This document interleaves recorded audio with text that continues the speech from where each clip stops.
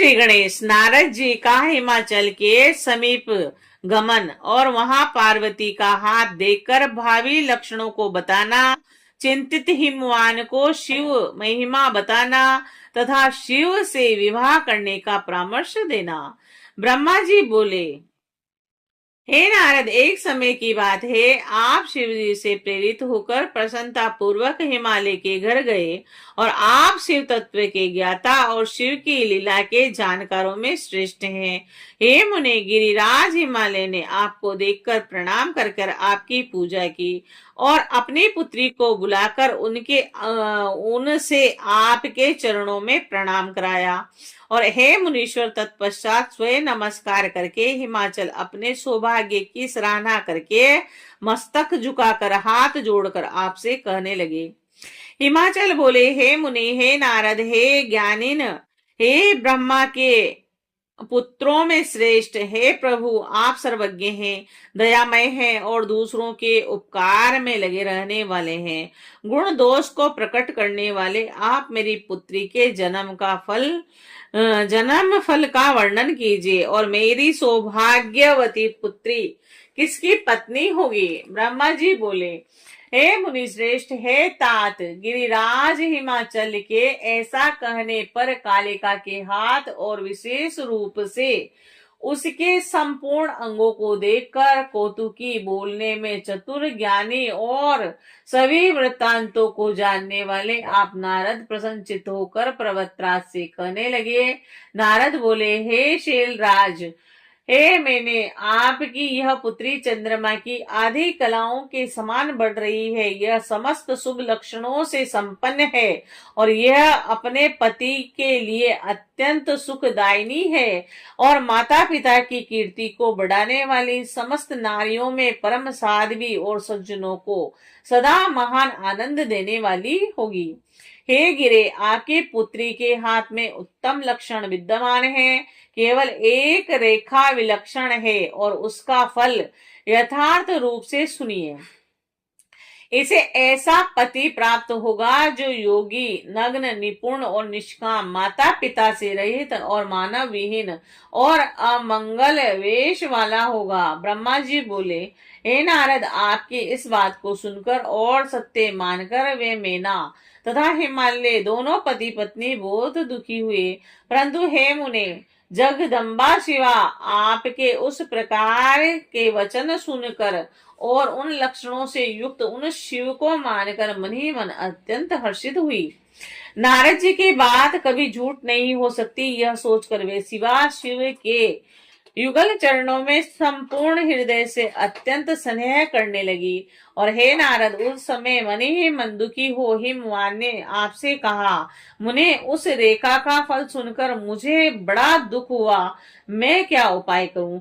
हे मुने, यह सुनकर महान कौतुक करने वाले और वार्तालाप विशारद आप मंगलकारी वचनों द्वारा हिमाचल को हर्षित करते हुए कहने लगे। नारद जी बोले, हे गिरिराज, आप स्नेह पूर्वक सुनिए, मेरी बात सच्ची है, वह झूठ नहीं है। हाथ की रेखा ब्रह्मा जी की लिपि है और निश्चय ही वह मिथ्या नहीं होती है। हे शैल, जिसका पति वैसा ही होगा जिसमें संयम नहीं है, परंतु आप इसके उपाय को प्रेम पूर्वक सुनिए, जिसे करके आप सुख प्राप्त करेंगे। और उस प्रकार के वर तो लीला रूपधारी प्रभु शिव ही है। उनमें समस्त कुल लक्षण और सद्गुणों के समान ही है। समर्थ पुरुष में दोष दुख का कारण नहीं होता, असमर्थ में ही वह दुखदायक होता है। और इस विषय में सूर्य, अग्नि और गंगा का दृष्टांत जानना चाहिए। इसीलिए आप विवेक पूर्वक अपनी कन्या शिवा को शिव को अर्पण कीजिए। भगवान शिव सर्वेश्वर, सबके सेव्य, निर्विकार, सामर्थ्यशाली और अविनाशी। विशेष वे तपस्या से वश में हो जाते हैं। अतः यदि शिवा तप करे तो शीघ्र ही प्रसन्न होने वाले वे शिव उसे अवश्य ग्रहण कर लेंगे। सर्वेश्वर शिव सब प्रकार से समर्थ तथा वज्र लेख का भी विनाश करने वाले हैं और ब्रह्मा जी उनके अधीन हैं तथा वे सबको सुख देने वाले हैं। ब्रह्मा जी बोले, हे तात, हे ब्रह्मवित्त, हे मुने, ऐसा कहकर कौतुक करने वाले आपने शुभ वचनों से गिरिराज को हर्षित करते हुए पुनः कहा, पार्वती भगवान शंकर की पत्नी होगी और वह सदा रुद्रदेव के अनुकूल रहेगी, क्योंकि वह महासाध्वी और उत्तम व्रत का पालन करने वाली है तथा माता पिता के सुख को बढ़ाने वाली है।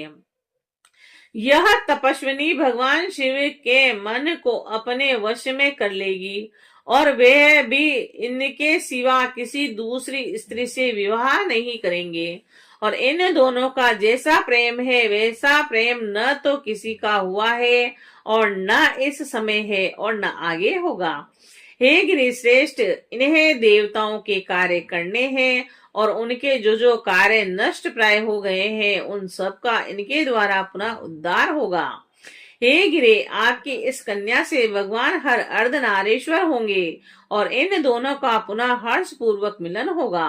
आपकी यह पुत्री तपस्या के प्रभाव से सर्वेश्वर महेश को संतुष्ट करके उनके शरीर के आधे भाग को अपने अधिकार में कर लेंगी और यह आपकी कन्या अपनी तपस्या से उन शिव को संतुष्ट कर विधिवत तथा स्वर्ण के समान गौर वर्ण की होंगी और इसीलिए वह कन्या गौरी नाम से विख्यात होगी तथा ब्रह्मा विष्णु तथा समस्त देवगण इनकी पूजा करेंगे।